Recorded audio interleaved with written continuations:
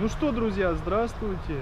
Это у нас Honda Step Wagon Spada, 2008 год, 2 литра, третье поколение. Много чем напичкан и имеет классный кузов. Давайте пройдемся и посмотрим его. Смотрите, мотор у нее бывает 2,2 и 4 литра. Это, естественно, уже все на втеке.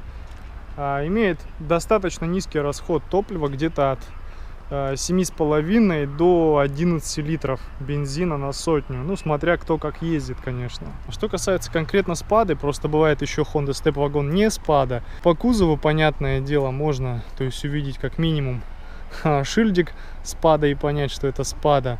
По салону, допустим, по кузову понятно, по салону. Здесь у нас в этой машинке, к сожалению, нету магнитолы. Злые и жадные японцы ее забрали. И получается вот такая вот фигня недоделанная. Но, естественно, конечно, я думаю, с магнитолой это бы все смотрелось более живо. Тем не менее, там есть на что посмотреть, поверьте. Давайте заведем и посмотрим, как это все круто выглядит. У нас здесь информация о скорости, тахометр и километраж. Также видно, да, что еще есть левая часть этого, можно сказать, дисплея монохромного. Здесь прячется климат. Сейчас я его включу.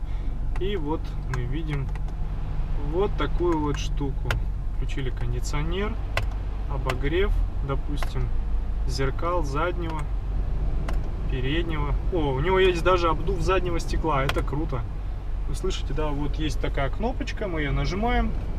И прям по полной программе идет обдув заднего стекла. Дальше что у нас здесь есть? Вот есть такой классный селектор переключения скоростей. Как на Одиссее, это сделано для удобства. Я так понимаю, прям, ну, реально это удобно. То есть, когда переключатель близко к рулю, то это делается очень-очень комфортно. Также мы видим мультируль. Машина бывает с адаптивным круиз-контролем. У нее есть реально куча систем стабилизации от бокового сноса. Я не говорю уж там про ABS и прочее, антибукс. Здесь у нас есть режим экономии. Полагаю, в отличие от Subaru, он реально как-то должен помогать. То есть кнопочка Econ. Здесь просто нереальное количество бардачков. Так же, как и в Воксе, в новых. Здесь, смотрите, вот раз, два. Огромный бардачок. Ну, классический, да, бардачок. Посмотрите. Сюда можно спрятать килограмм так 8 мяса. Сюда можно закинуть телефон. Такая большая ниша. Это у нас раз, два, три, четыре. Здесь, смотрите, у нас где-то было. Ну 5 просто положили. Здесь вот так 6 подстаканнички. Здесь еще одна прячется, 7. Ну, мы не говорим еще про двери. На каждой двери есть нижний и верхний отдел. Плюс еще вот, собственно, где ручка, тоже можно что-то положить. Ну и не забываем, что вот это пространство тоже как-то можно использовать. То есть туда можно реально там те же бумаги какие-то положить. Вот, тахометр, смотрите, как у нас работает. Он у нас электронный. Прикольно прыгающая такая шкала. А в этой комплектации у нас есть одна электродверь. Здесь можно включить и выключить кнопку. Вот эту кнопку можно выключить вот этой кнопкой. И она очень интересная. В каком плане я обратил внимание? Смотрите, дверь можно остановить на каком-то моменте, которым вам, допустим, удобен. То есть я вот это все регулирую кнопкой. Открыли, закрыли. В этой машине также, я вам скажу, очень хорошая климат-система. Здесь стоит хороший фильтр, который очищает этот автомобиль. Мне очень нравится у японцев то, что у них есть... Ух ты, смотрите, какой классный. А как это зафиксировать? Гляньте, какая штука удобная. Видно, нет? Вот, видно, да, смотрите. Такое зеркало дополнительно обзора, то есть в него реально видно, ну вот, всю мертвую зону.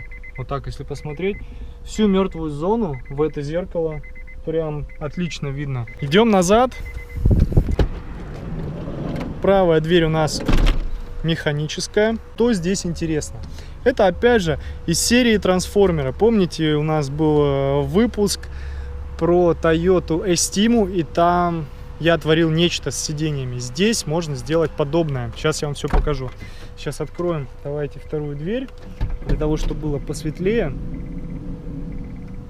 И смотрим. Одна кнопка, и что она делает? Смотрите. Раз.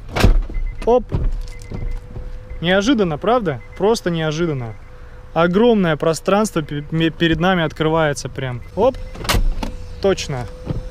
Такая же фишечка. Классно сделано. Смотрим.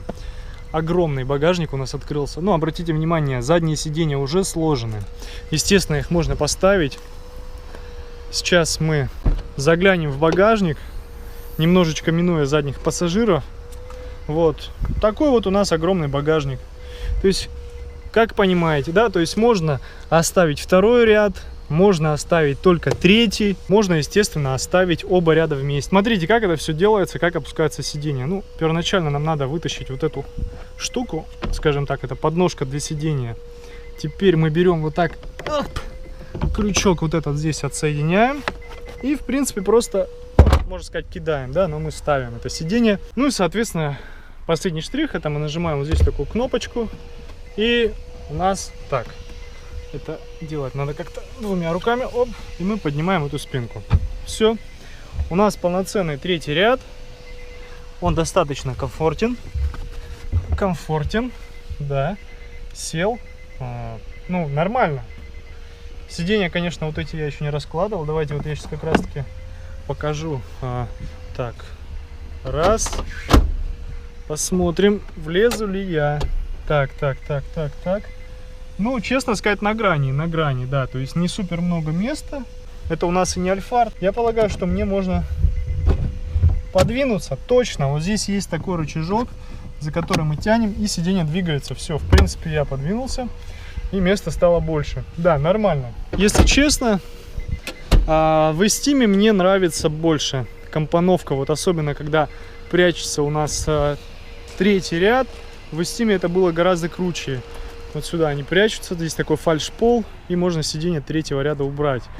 Я, кстати, вам рекомендую посмотреть этот выпуск. Вот здесь сейчас наверху появится ссылочка, обязательно переходите по ней и посмотрите эту Эстиму, она вам, я уверен, зайдет, прям она такая топовая.